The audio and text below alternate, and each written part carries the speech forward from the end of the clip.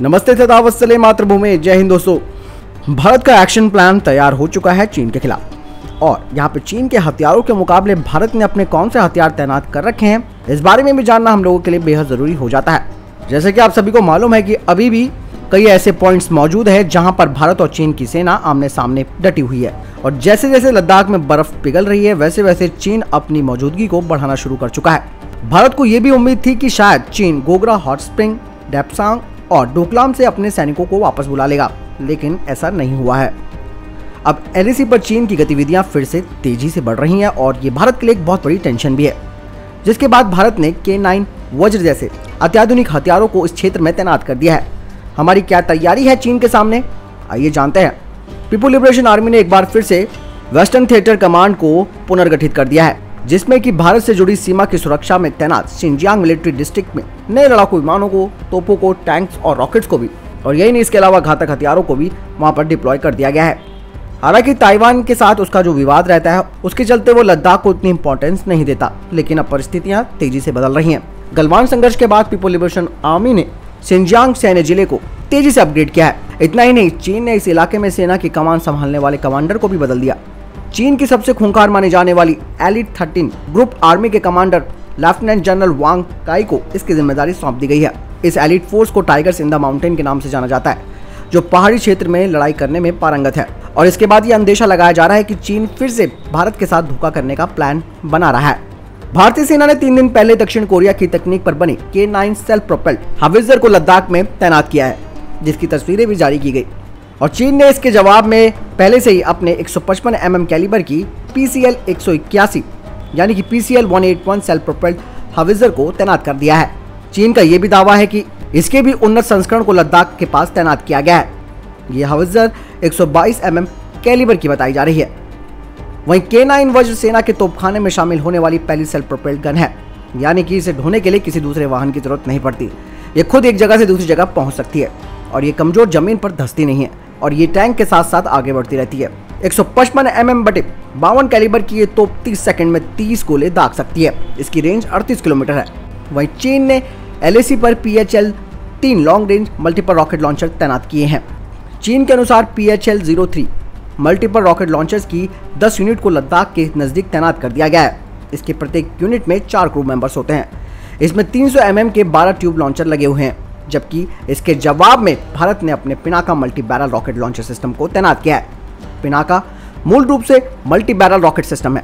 इससे सिर्फ 44 सेकंड में 12 रॉकेट दागे जा सकते हैं। पिनाका सिस्टम की एक बैटरी में 6 लॉन्च व्हीकल होते हैं। साथ ही लोडर सिस्टम, रडार और लिंक विद नेटवर्क सिस्टम और कमांड पोस्ट होती है।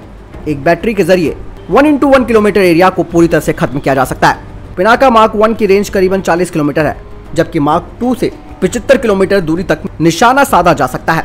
पिनाका रॉकेट का मार्क 2 वर्जन एक गाइडेड मिसाइल की तरह बनाया गया है। इसमें नेविगेशन, कंट्रोल और गाइडेंस सिस्टम भी जोड़ दिया गया है, ताकि रेंज बढ़ाई जा सके और सटीकता भी। मिसाइल का नेविगेशन सिस्टम सीधे इंडियन रीजनल नेविगेशन सैटेलाइट यानी कि IRNSS से जुड़ा हुआ है, और इस नए अपग्रेड के साथ पिनाका मार्क 2 एक नेटवर्क सेंट्रिक वॉरफेयर में अहम भूमिका निभा सकती है। वहीं बात करते हैं टैंक्स की, तो चीन ने लद्दाख में टाइप 15 लाइट टैंक्स को तैनात किया है। ये टैंक पठारी क्षेत्रों में तेजी से आगे बढ़ सकते हैं, जो कि इन्हें घातक बनाता है। शिनजियांग और तिब्बत दोनों जो सैन्य कमान है वो इन हल्के टैंकों का संचालन कर रहे हैं। वहीं भारत ने इसके जवाब में T90 टैंकों को तैनात कर रखा है, जो कि रूसी मूल के हैं। भारत इन टैंकों का तीसरा सबसे बड़ा ऑपरेटर है। भारत के बेड़े में करीबन 4000 टैंक है, जिसमें T90 और उसके वेरिएंट्स और T72 और अर्जुन है। इनमें 125 mm की गन भी लगी है। T72 को भारत का अजय कहा जाता है। भारत में ऐसे करीबन 1700 टैंक है। ये न्यूक्लियर, बायोलॉजिकल और केमिकल हमलों से बचने के लिए भी बनाए गए हैं। अजय टैंक पर 125 mm की गन लगी हुई है। साथ ही इसमें फुल एक्सप्लोसिव रिएक्टर आर्मर्स भी दिया गया है। वही बात करते हैं हेलीकॉप्टरों की, तो चीन ने भारत के चिनूक हेलीकॉप्टर्स के जवाब में अपने Z10 हेलीकॉप्टर को तैनात किया है। चीन का दावा है कि यह हेलीकॉप्टर किसी भी मौसम में सैनिकों और सैन्य साजो सामान को पहुंचा सकता है। इसके अलावा Z8G एक बड़ा ट्रांसपोर्ट हेलीकॉप्टर तैनात किया गया है।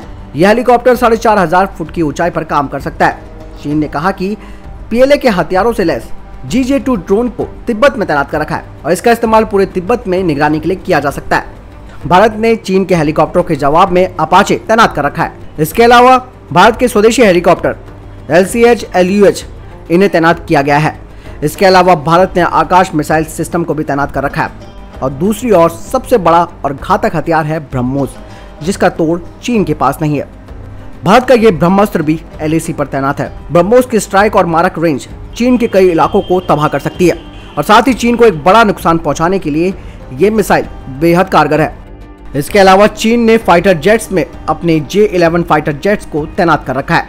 J-11 रशिया के सुखोई Su-27 का वेरिएंट है और इसके जवाब में भारत ने अपने सुखोई 30 MKI जो कि ब्रह्मोस से लैस है, प्लस राफेल जेट्स जो कि स्कैल्प और मिचियोर मिसाइल से लैस है। इसके अलावा MiG-29 UPG तैनात करके रखे हुए हैं। साथ ही भारत ने मिराज फाइटर जेट भी वहां पर तैनात करके रखे हुए हैं। अमेरिका की तरफ से जारी तस्वीरों में इस बात का भी पता चला कि चाइना ने होटान एयरबेस, नागरिगुंसा एयरपोर्ट में अपने 24 J-11, 6 J-8 फाइटर जेट्स और 2 Y-8G ट्रांसपोर्ट एयरक्राफ्ट को तैनात कर रखा है। इसके अलावा उसने KJ-500 airborne early warning aircraft और Mi-17 हेलीकॉप्टर्स और CH-4 ड्रोन्स भी तैनात कर रखे हैं। वहीं दूसरी तरफ भारत LAC की निगरानी के लिए इजरायली हेरोन्स ड्रोन का इस्तेमाल कर रहा है। और इसके अलावा जो मैंने डिफेंस अपडेट में भी बताया था कि 4 और अपडेटेड हेरोन्स ड्रोन भारत को मिलने वाले हैं, जिनको स्पेशली लगाया जाएगा LAC पर निगरानी के लिए। युद्ध में पलड़ा किसका भारी रहेगा ये तो समय बताएगा, लेकिन ईंट का जवाब पत्थर से देने की तैयारी भारत की पूरी है। यहाँ पर किसी भी तरीके की भारत ने कमी नहीं छोड़ी है। युद्ध कभी भी हथियारों से नहीं लड़ा जाता, ये अभी तक आपने सुना होगा। युद्ध लड़ा जाता है एक बेहतर रणनीति और एक्सपीरियंस से। रणनीति और एक्सपीरियंस में चाइना भारत के आगे नहीं टिकता है। भले ही वो कितने भी आधुनिक हथियार यहाँ पर तैनात कर दें, लेकिन भारत की स्ट्रॉन्ग स्ट्रेटेजी उस पर भारी पड़ने वाली है। तो दोस्तों, आपने जाना कि दोनों देशों ने कौन कौन से हथियार तैनात कर रखे हैं एक दूसरे के खिलाफ। चाइना के द्वारा किया गया एक भी दुस्साहस उस पर भारी पड़ सकता है। ऊपर से भारत ने जो रणनीतिक चोटियां हैं उन पर भी अपना दबदबा बना लिया है, जो भारत को एक बढ़त दिलाता है। तो बहुत सारे पर्सपेक्टिव्स हैं, बहुत सारी प्लानिंग्स हैं, बहुत सारी ऐसी चीजें हैं जिन्हें इंडियन आर्मी ऑफिशियली नहीं बताना चाहेगी, लेकिन जो कुछ भी होगा उसके लिए भारत तैयार है। आपको क्या लगता है, क्या भारत के हथियार काफी हैं चाइना के इन हथियारों के सामने, और कौन से हथियार भारत को यहाँ पर लगाने चाहिए चीन के खिलाफ? आप कमेंट सेक्शन में लिखकर जरूर बताएं। साथ ही इस वीडियो को लाइक, कमेंट, शेयर करना ना भूलिएगा। मिलता हूं नए अपडेट के साथ, अपना ख्याल रखिएगा। जय हिंद, जय भारत।